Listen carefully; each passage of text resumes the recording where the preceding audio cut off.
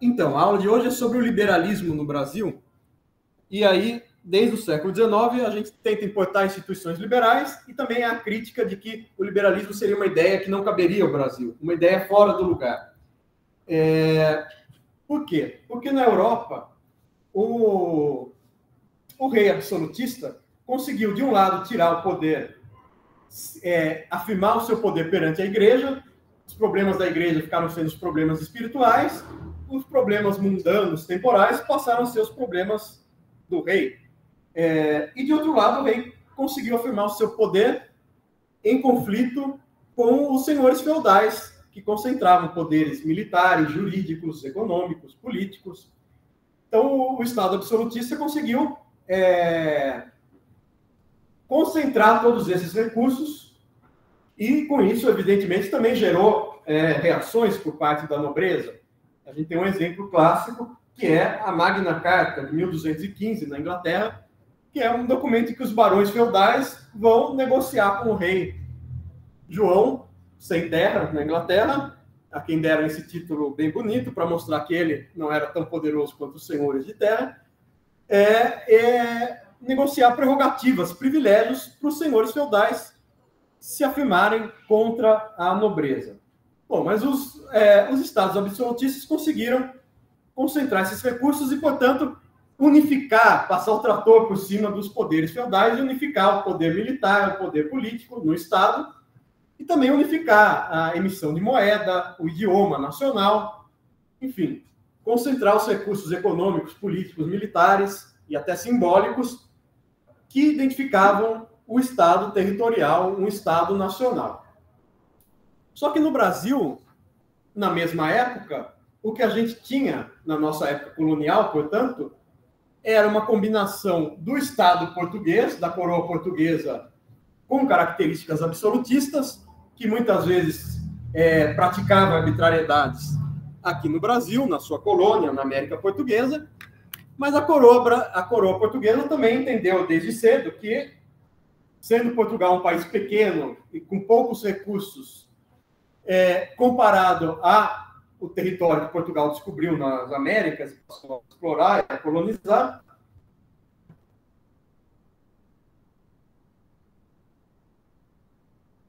a coroa portuguesa não conseguiria diretamente promover a colonização, a exploração econômica do Brasil, portanto, eles vão fazer uma terceirização do seu poder político e seu poder econômico, primeiro com habitativas capitanias hereditárias, depois com as cismarias. A coroa doou terras para os senhores, eu ia falar senhores feudais, mas foi quase um feudalismo do ponto de vista interno do Brasil, a organização colonial, embora fosse uma economia exportadora inserida no capitalismo comercial transnacional, transatlântico. Enfim, o fato é que a gente tinha na colonização uma combinação do absolutismo da coroa portuguesa, que chegava de maneira dispersa no Brasil, com o mandonismo privado, com o arbítrio dos senhores privados, da oligarquia fundiária. E mesmo quando a coroa conseguia mandar funcionários públicos no Brasil, evidentemente o governo colonial não conseguia implementar a burocracia em todo o território brasileiro, do Rio Grande do Sul ao Amazonas, atual, evidentemente. Mas quando chegava algum funcionário público, alguma espécie de burocracia pública no Brasil, para arrecadar impostos, para julgar problemas jurídicos ou para organizar a defesa, essa burocracia, de um lado, vinha comandada pelo poder pessoal, pela confiança pessoal do rei português, então era uma burocracia patrimonial, não profissionalizada, mas que obedece à vontade privada de um governante, e, por outro lado, era uma burocracia que também era privatizada, entre aspas, pela necessidade de negociar as condições do seu poder com o poder econômico da terra, né? Sendo, então, que os proprietários de terra elegiam até boa parte dos juízes, dos funcionários públicos, e aqueles que não eram eleitos precisavam negociar o exercício do seu poder com esses capitães, com esses coronéis no Brasil, que, por sua vez, compunham as câmaras municipais. Então, a gente tinha um princípio de governo representativo, de governo democrático, se é possível dizer isso, na colonização, que eram as câmaras municipais. Mas tanto na Europa quanto no Brasil, essas câmaras eram sempre compostas pelos cidadãos, que eram aqueles que eram capazes de ler e escrever, que tinham renda ou que tinham propriedade. Portanto, uma minoria dos cidadãos. No Brasil, praticamente, os latifundiários. E isso permanece durante o Império, porque também o Império, primeiro a vinda da corte portuguesa ao Brasil, depois a proclamação, quer dizer, a independência do Brasil e o Império, você tem um governo no Rio de Janeiro que não consegue expandir o seu poder por todo o território nacional. Dito isso, a gente tem uma dificuldade, então, com o liberalismo, porque o liberalismo surgiu na Europa em conflito com o absolutismo, o antigo regime. E no Brasil, a gente tinha um pouco de arbítrio privado, de arbítrio da coroa portuguesa, mas também muito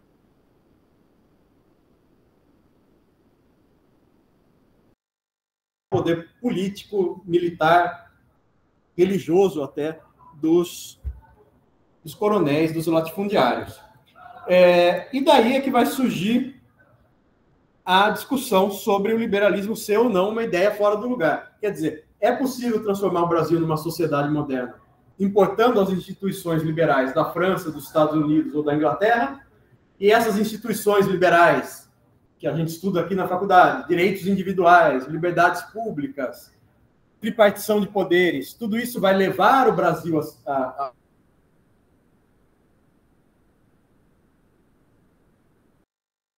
pelo fato do é preciso ter um Estado mais forte, mais centralizado, ou, no limite, até mais autoritário, para que depois que o Estado consiga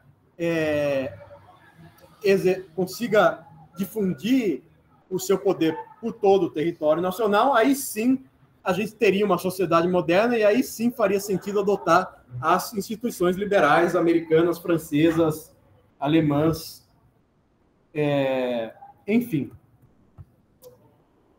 A gente tem uma discussão importante também, que é do professor Caio Prado Júnior, a quem já fiz referência, porque ele era professor de economia política aqui da faculdade.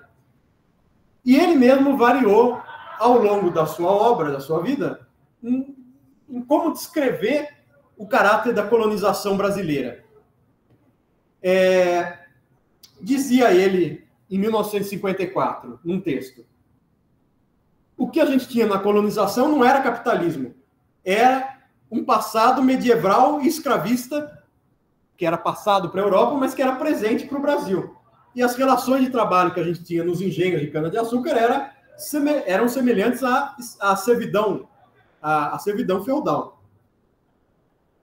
Bom, depois, em 78, enfim, 20 anos depois, ele vai mudar seu diagnóstico sobre a colonização brasileira como tendo restos feudais. O que tinha aqui não era um sistema feudal. Embora o trabalhador fosse escravo ou ele trabalhasse no regime de parceria com o proprietário da terra, isso era mais ou menos equivalente a um salário, porque ele ganhava enfim, as condições mínimas de subsistência, ou ganhava para si. E isso era mais parecido com o trabalho assalariado, embora o pagamento fosse in natura, fosse com os produtos agrícolas, do que era parecido com o feudalismo. Bom, é a tentativa dele de aproximar o Brasil não do feudalismo, mas do capitalismo já. E ele vai reforçar isso no texto de 79 sobre a questão agrária e dizer que, embora formalmente as relações de trabalho no Brasil colonial fossem parecidas com o feudalismo, na prática elas eram relações equivalentes ao trabalho assalariado, porque também aquele sistema de produção era voltado para exportação, era voltado para produzir excedentes, não era voltado para subsistência, era voltado para o comércio internacional.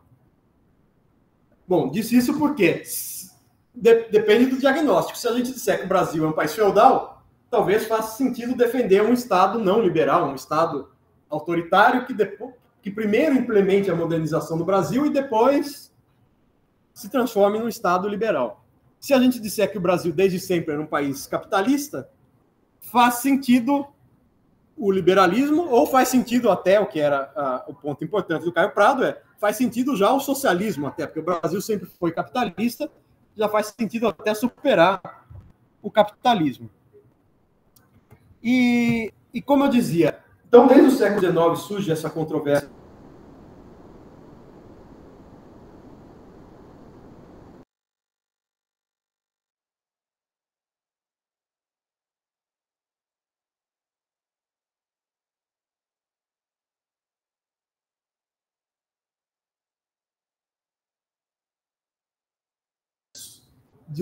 de o liberalismo europeias ou americanas, mas não percebem a realidade do Brasil, que é uma realidade fundada por relações de dependência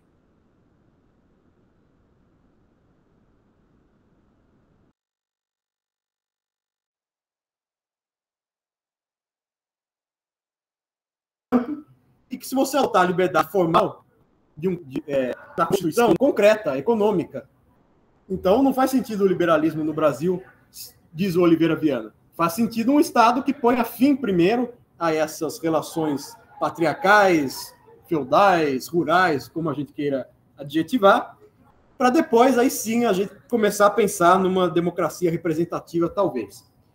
E o Robert Schwartz vai esse tema no ensaio que eu já disse, que se chama As Ideias Fora do Lugar, e dizer o seguinte: o liberalismo não faz sentido, o nosso liberalismo é meio oco, é meio estranho no Brasil do século XIX, porque o liberalismo prevê, por exemplo, liberdade de comprar e vender o seu trabalho no mercado de trabalho, trabalho assalariado. O liberalismo não faz sentido junto com escravidão. Então ele vai dizer, Robert Schwartz, na Europa o liberalismo é uma ideologia, porque ele encobre a desigualdade de poder que existe entre patrões e empregados. É evidente que o patrão tem uma grande disponibilidade, um exército industrial de reserva, tem muita disponibilidade de quem ele pode. O trabalhador dá a sua vida para ser contratado. Então, eles não têm a mesma autonomia de vontade. Nesse sentido, o liberalismo, a igualdade formal, a liberdade contratual escondem a dominação econômica, a coação econômica que existe mesmo num país que está passando pela Revolução Industrial na Europa. Bom, mas aí vai dizer o Roberto Schwartz, mas no Brasil o liberalismo é mais que uma ideologia, é uma ideologia de segundo grau, é algo mais falso até que um discurso ideológico. Porque no Brasil você nem pode dizer que as pessoas são formalmente iguais, porque existe escravidão. Diz ele, a Declaração dos Direitos do Homem, que está na nossa Constituição de 1824, fala de igualdade, de liberdade, mas não fala nada de escravidão. Com isso, mantém a escravidão no Brasil. Então, ele usa algumas expressões. O liberalismo no Brasil é uma ideologia de segundo grau, é o oco dentro do oco, é o vazio dentro do vazio. O teste de realidade e coerência dessa ideologia não parece decisivo. A ideologia, numa visão marxista, é uma falsa consciência, uma falsa representação da realidade para manter a realidade que o próprio discurso esconde. Agora, ele diz, no Brasil é algo tão óbvio que o liberalismo não faz sentido, porque ele nem está escondendo a dominação econômica que existe num contrato de trabalho livre. Ele está... Evidentemente, não faz sentido falar de liberalismo numa sociedade escravista.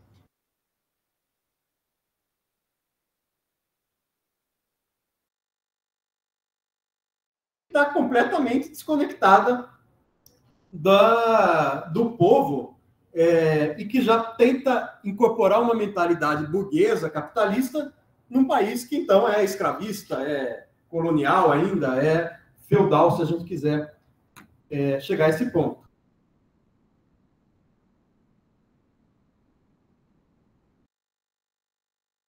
Existem só senhores, donos de escravos, proprietários de terra e escravos.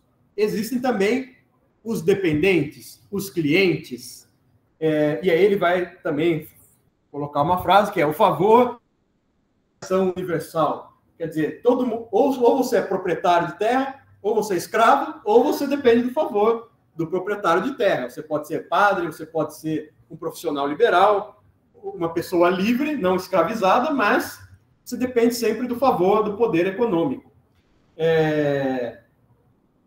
O professor Mangabeira Unger tem uma expressão sobre isso, que é a sentimentalização das trocas desiguais. Para dizer, no Brasil, o nosso passado colonial, existe uma mistura de troca, de transação econômica, de prepotência, de exercício de poder e de afeto também. Você tem uma relação afetiva com o seu patrão, você sendo cliente, né? Uma relação de clientelismo, de patronagem. E, enfim, isso também não é a liberdade burguesa, a liberdade capitalista. Portanto, de um lado a escravidão e de outro lado o favor, o clientelismo, torna muito estranha a ideia de liberalismo no Brasil. E isso não é, então, o Robert Schwartz que descobriu no século XX, em 1960, 70, mas já era o tema discutido quando a gente foi fazer a primeira Constituição em 1824. Por quê?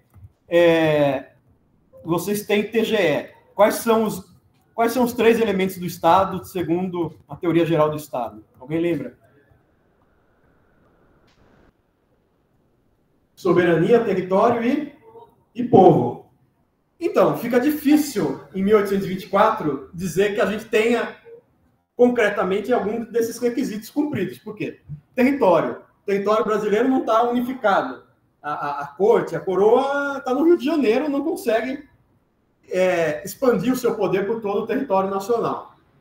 Tanto que, durante o primeiro reinado, vão existir várias guerras para tentar consolidar o domínio sobre todo o território do que veio a ser o Brasil. Soberania. Como falar de soberania, um poder absoluto, um poder que se impõe sobre todos os outros poderes sociais, se... Agora eu não sei se caiu a aula aqui.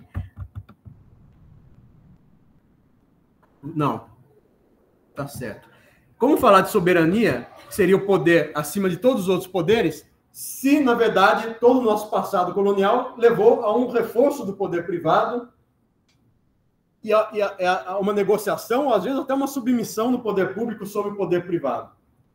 E povo. Como falar em povo se uma parte do povo está escravizada, está totalmente alheia, excluída do sistema político, excluída do mercado de consumo, evidentemente, também. E essas são as discussões que vão surgir desde a Assembleia Constituinte de 1823 até, enfim, todo o império, entre as discussões entre o Partido Liberal e o Partido Conservador. Então,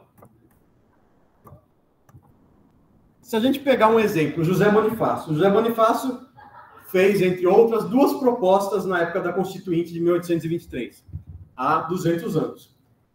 Uma proposta para a integração dos índios ao Brasil e outra proposta para a abolição gradual da escravatura. A ideia era abolição gradual sempre porque, se você falava de propriedade, mais um exemplo da dificuldade do liberalismo no Brasil. A Declaração Francesa dos Direitos do Homem e do Cidadão dizia que a propriedade é sagrada, é inalienável. Agora, falar de propriedade na Europa é falar de propriedade num pedaço de terra. Falar de propriedade no Brasil inclui a propriedade do escravo.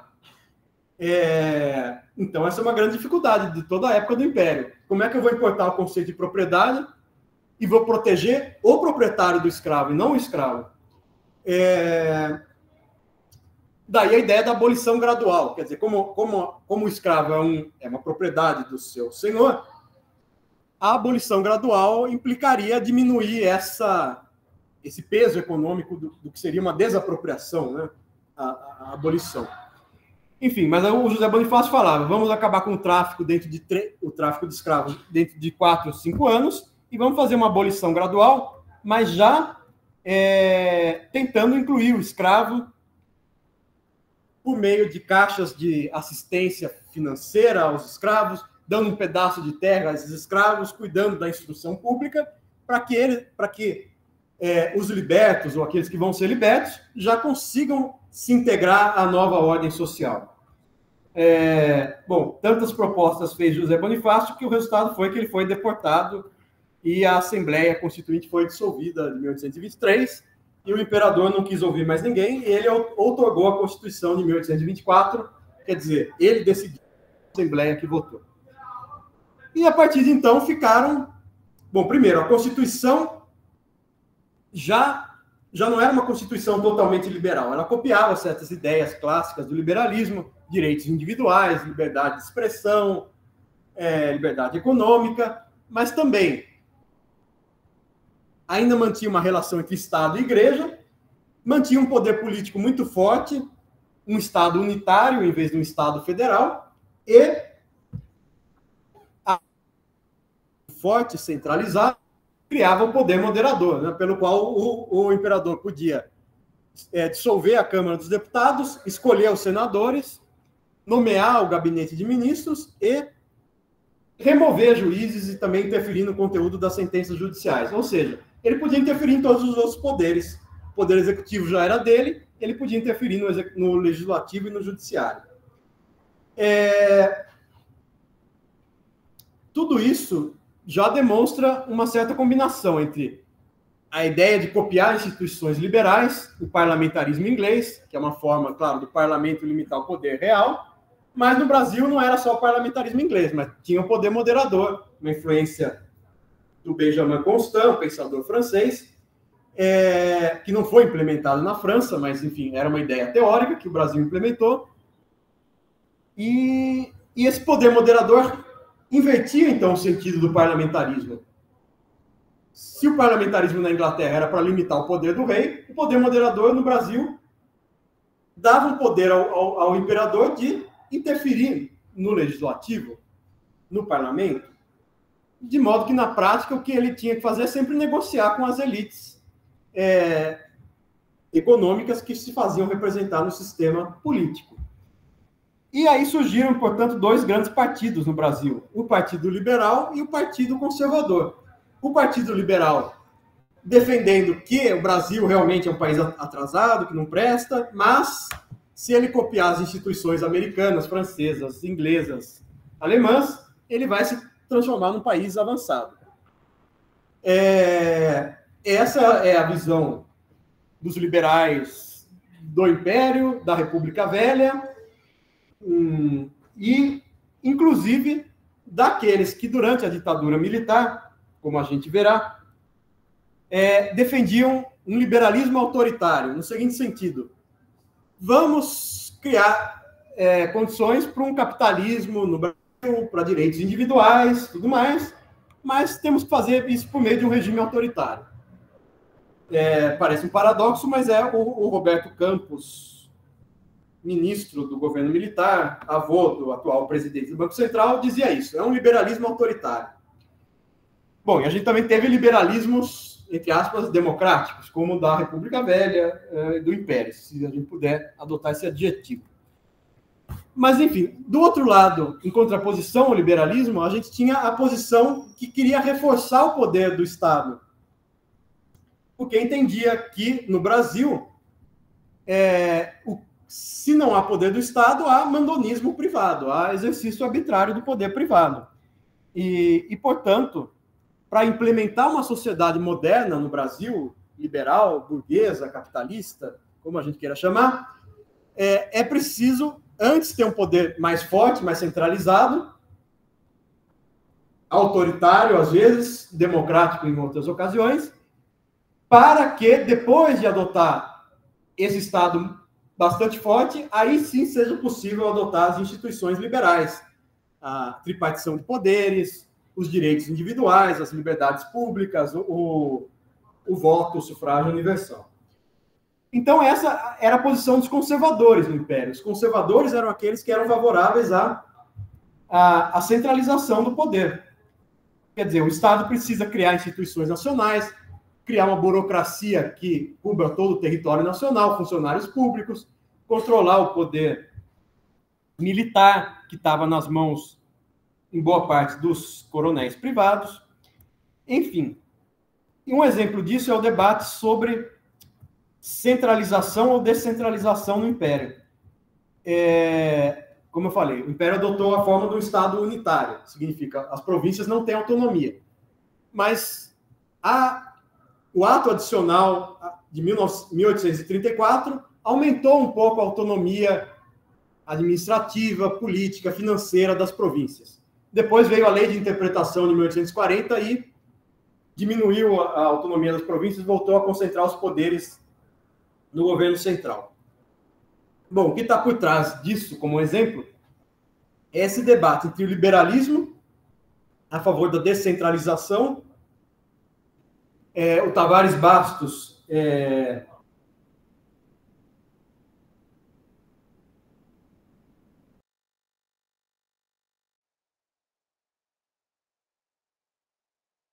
um governo autoritário. Então, precisamos, em primeiro lugar, limitar o poder do governo, o poder estatal.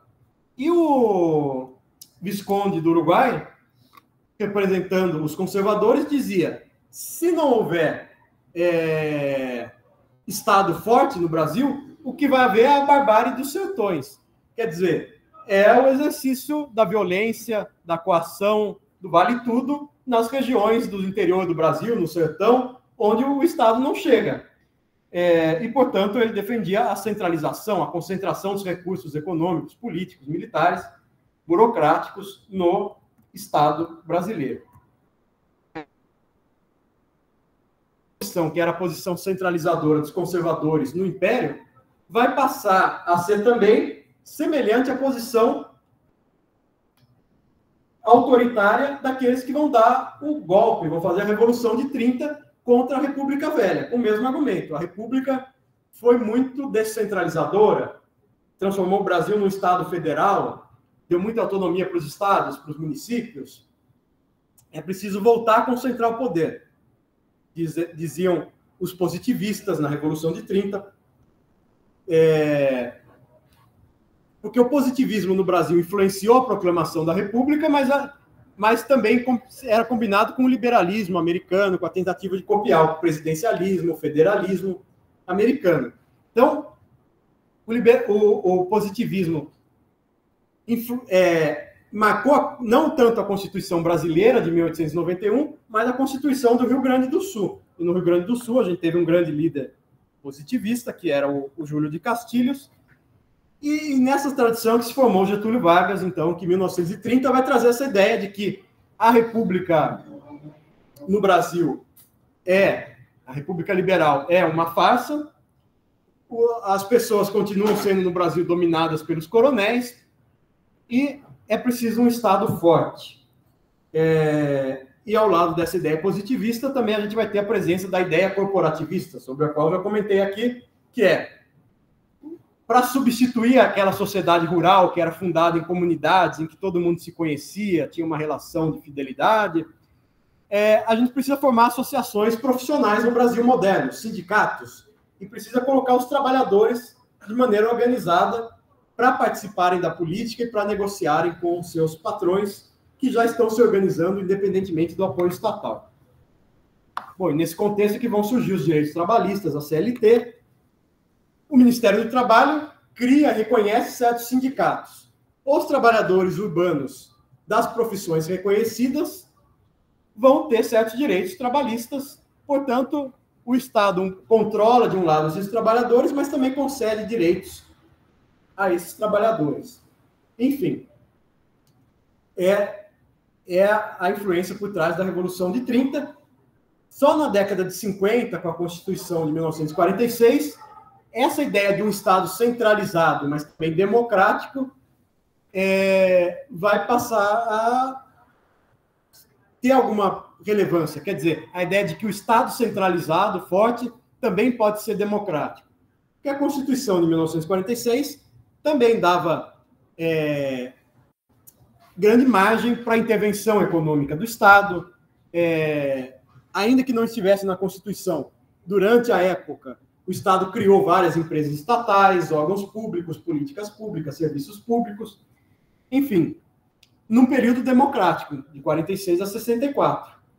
Então, o Estado conseguiu combinar uma ação uma intervenção proativa com uma democracia representativa nesse período de 46 a 64. E essa era a visão que estava em torno do ISEB, ao qual já fiz referência aqui, Instituto Superior de Estudos Brasileiros, do qual participavam Celso Furtado, Vanderlei Guilherme dos Santos, Hélio Jaguaribe, Álvaro Vieira Pinto, enfim, vários sociólogos, cientistas sociais importantes do Brasil, propunham isso. É possível ter um Estado democrático, centralizador, modernizador, desde que esse Estado faça uma aliança entre o operariado, a burguesia nacional e uma parte do capital estrangeiro interessado em investir no Brasil também para modernizar o país. A Volkswagen, as empresas multinacionais que quisessem investir no Brasil sob certas condições. Por exemplo, o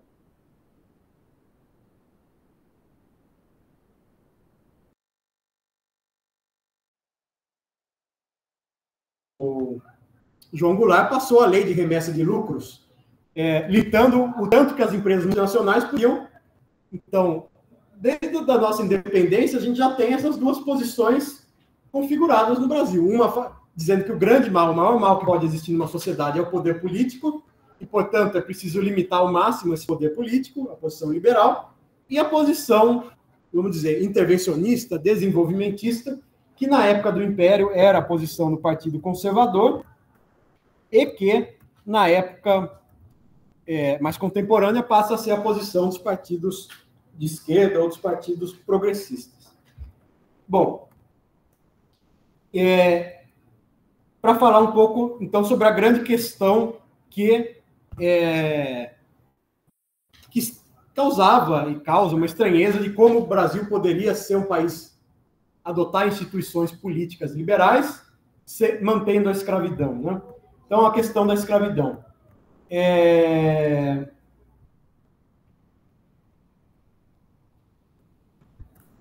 Se a gente observar o que dizia o Joaquim Nabuco, que era um dos grandes líderes do movimento abolicionista, ele argumentava que a escravidão, primeiro, era irracional do ponto de vista econômico num país capitalista, porque a escravidão não permite você formar um mercado de consumo, você também não tem um mercado de trabalho assalariado, além da escravidão ser um fato moralmente repugnante, contrário ao direito natural, ao direito internacional dos países civilizados.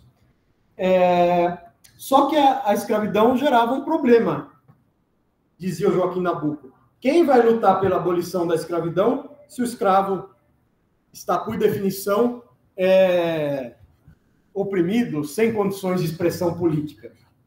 Daí o Joaquim Nabuco vai dizer do paradoxo, que os escravos dependem de uma parcela da elite, não escravizada, evidentemente, para defender a abolição da escravatura.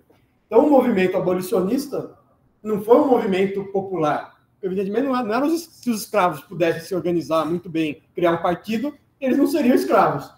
Então, o abolicionismo foi um movimento de elite em defesa da abolição, e alguns também em defesa da...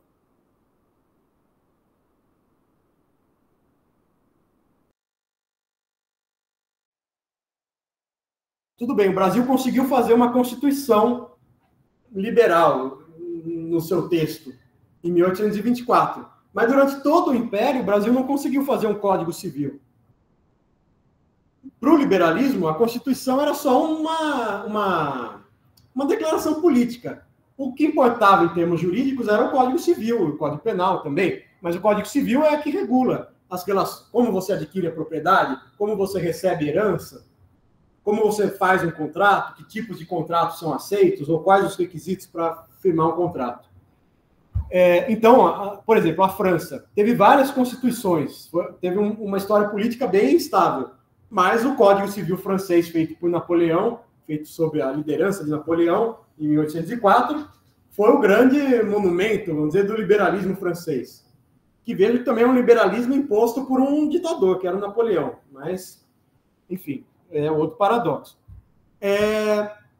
E na Alemanha? A Alemanha ficou famosa porque conseguiu fazer, no fim do século XIX, pelo menos em 1900, um grande Código Civil, muito bem sistematizado.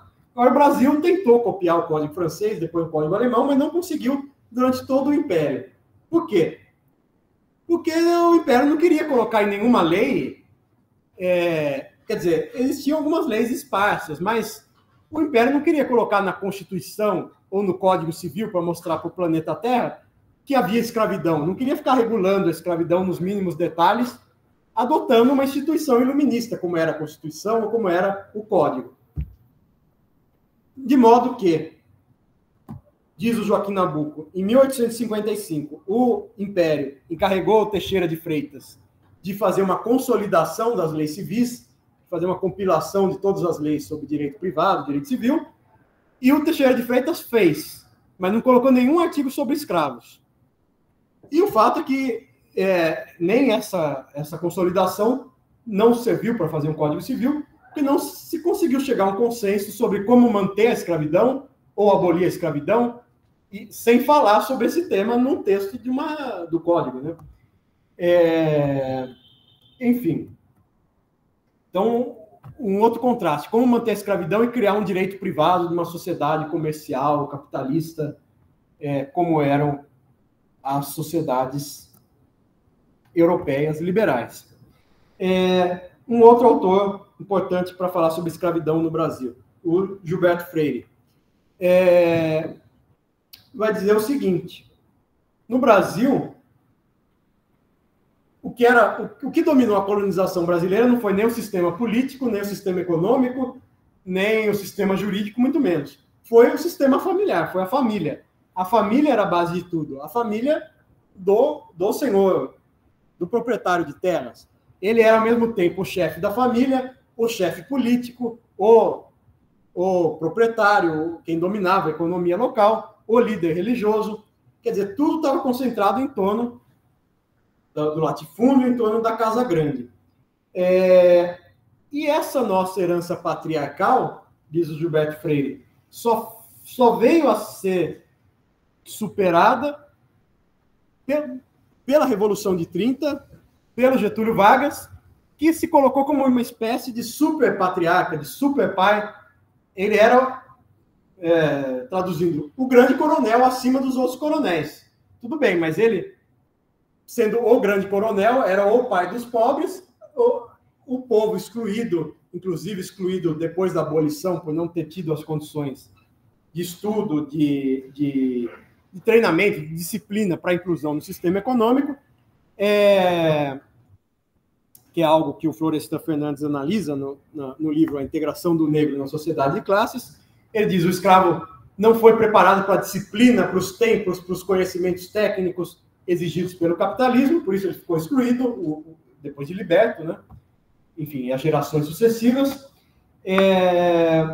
Mas voltando então ao Gilberto Freire, todo esse poder patriarcal privado que domina a colonização brasileira e o Império, inclusive, só conseguiu ser enfrentado por um grande líder carismático que acabou se colocando como o super pai. Então, os excluídos brasileiros, os marginalizados, passaram a ter uma relação de afeto também, de identificação e de dependência com relação ao ditador Getúlio Vargas, que acabou substituindo a relação de dependência, de afeto que eles tinham com o seu patrão, o seu coronel, no seu contexto local.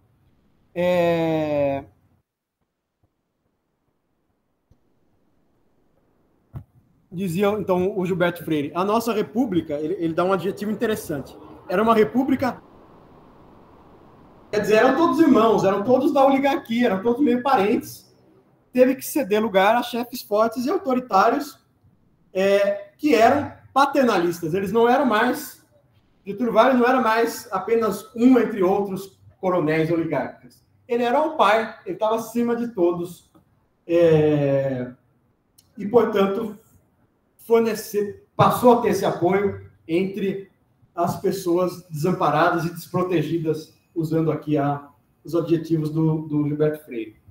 E o Gilberto Freire também vai dizer outra coisa interessante, que é o regime monárquico, ele vai fazer um elogio ao regime monárquico para dizer era um regime mais clássico, mais equilibrado, que depende da vontade popular, é um regime mais instável. E ele vai fechar dizendo que o exército, durante a República, assumiu a função que tinha a coroa portuguesa. A coroa portuguesa meio que arbitrava o poder dos coronéis. E o exército passa a ser o grande árbitro entre os partidos que disputam o poder na República a partir de 1889, de 1891. Enfim, para fechar, outros 2 comentários sobre a escravidão. Primeiro, como eu disse, o conceito de propriedade. Falar em propriedade num país em que a propriedade é a propriedade de terra, ou a propriedade de outro imóvel, ou a propriedade de dinheiro é uma coisa. Agora, importar a teoria do Locke de que a propriedade é um direito sagrado, natural, tem outro sentido no Brasil, porque uma das principais formas de propriedade dessa economia é a propriedade de escravos. E aí surgiu, então, após... 2 coisas importantes. Em 1850, na mesma semana que o Senado aprovou o fim do tráfico, pela Lei Eusébio de Queiroz, aprovou também a Lei de Terras. E o que a Lei de Terras fazia? Dificultava o acesso à terra. Porque a propriedade durante a colônia era sendo adquirida muito em virtude do uso capião ou da posse. Quer dizer, a pessoa... O Brasil é um território imenso, ninguém conseguia controlar, a não ser os coronéis, mas se você conseguisse um pedaço de terra, pela posse, ao longo do tempo, você se transformava em proprietário. Então, era a forma popular de adquirir propriedade, era conseguir cultivar um pedaço de terra. Bom, a Lei de Terras de 1800...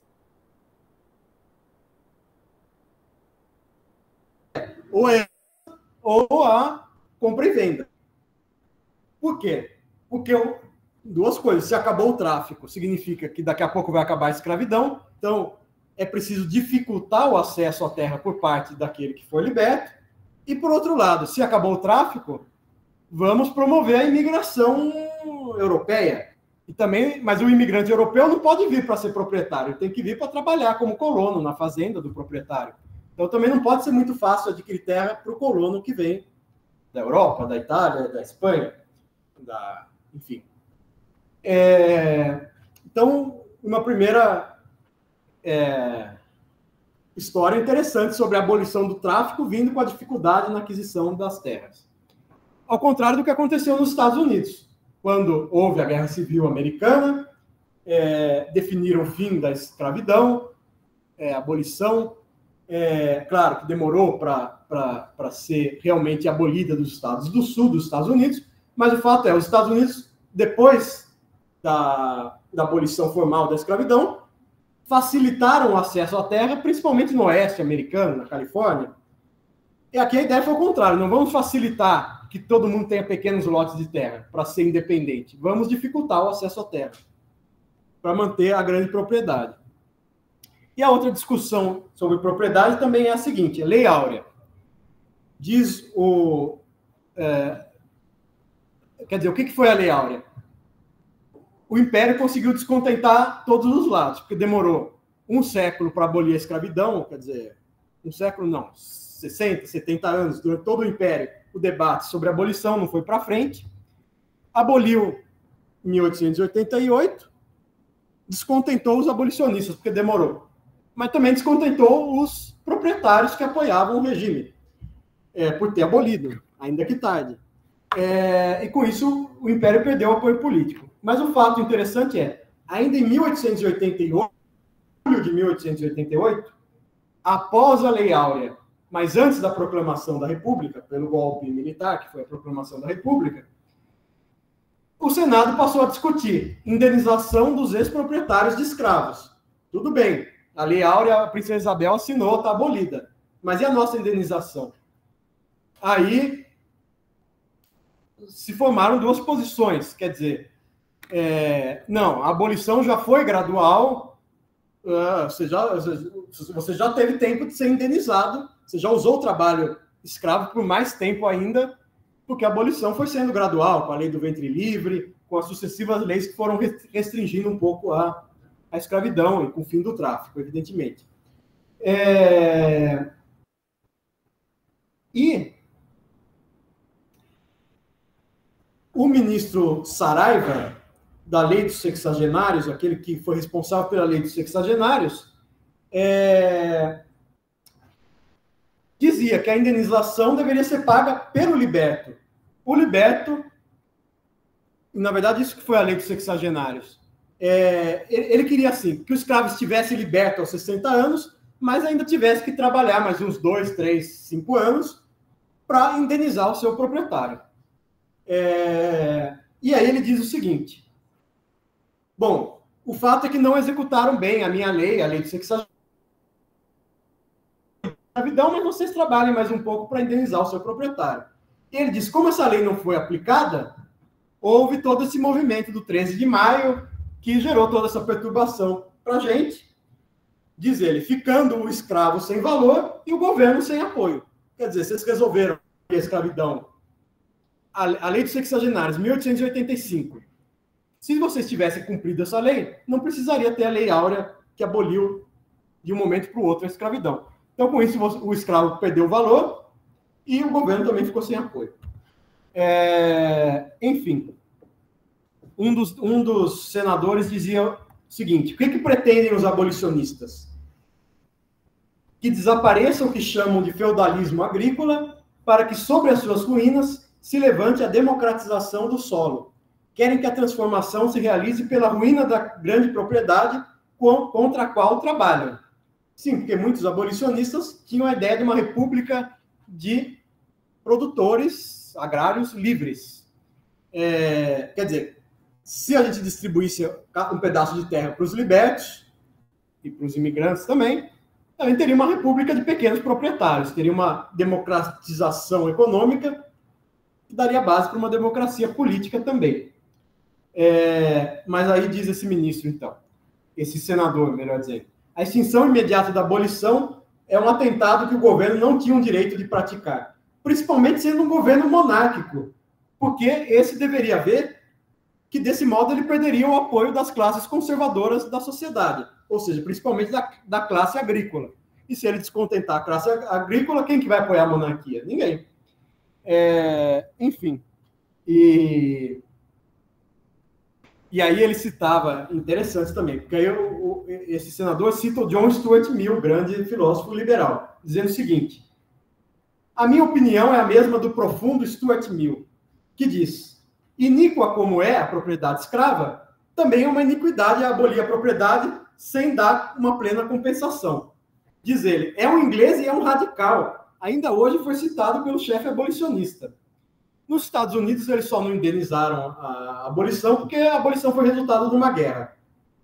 E aí ele diz, mas também vocês falam que a escravidão é muito diferente da propriedade de terra. Mas tem muitos jurisconsultos que dizem que a propriedade territorial também não é natural, é resultado da lei. E também foi uma lei que criou a escravidão, manteve a escravidão. Então, tem que indenizar das duas formas.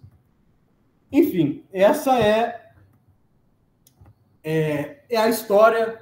A escravidão é o grande dado concreto da estrutura social brasileira por trás dessa discussão sobre se fazia sentido ou não adotar ideias liberais mantendo a escravidão. Porque vale lembrar, as ideias liberais, então, na Europa, surgiram para conter o Estado absolutista e criar liberdade econômica, liberdade artística, liberdade religiosa.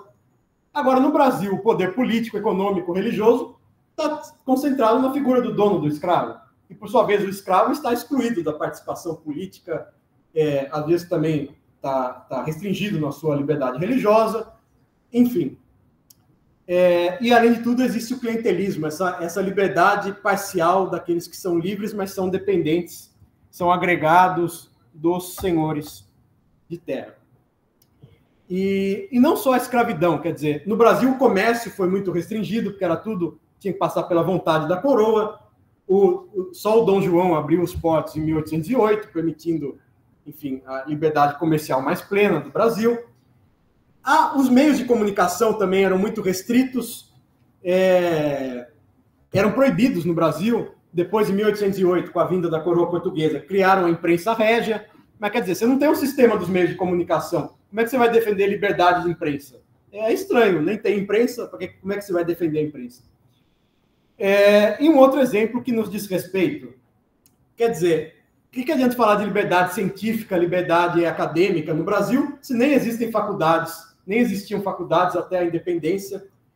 Aí foram sendo criadas faculdades de medicina, de belas artes, de engenharia e, sobretudo, de direito.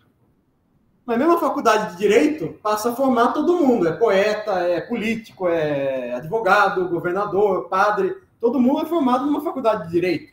Quer dizer, uma sociedade pouco diferenciada entre o que é economia, o que é religião, o que é política, o que é direito.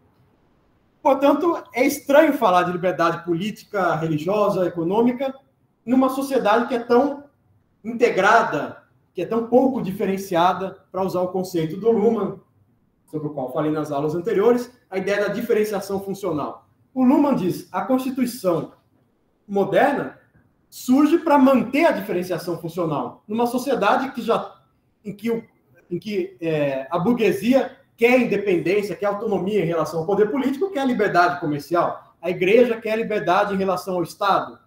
Agora, no Brasil está tudo misturado, igreja, Estado, propriedade de terra. Como adotar só no papel esse tipo de liberdade, de direito individual? Enfim, esse é o contexto do século XIX em que surge essa discussão sobre o cabimento ou não do liberalismo no Brasil. Quer dizer, é uma semântica, é uma ideia que guarda alguma coerência com a estrutura social, ainda que fosse uma ideologia que mascarasse alguns aspectos de dominação, ou é ruim até como ideologia, porque nem vai promover a transformação da sociedade e nem consegue encobrir um fato tão evidente como a escravidão. Enfim, esse é o debate que depois vai ser retomado, então, sobre as ideias fora do lugar, sobre o liberalismo, com o texto do Roberto Schwartz. Bom, era isso, pessoal.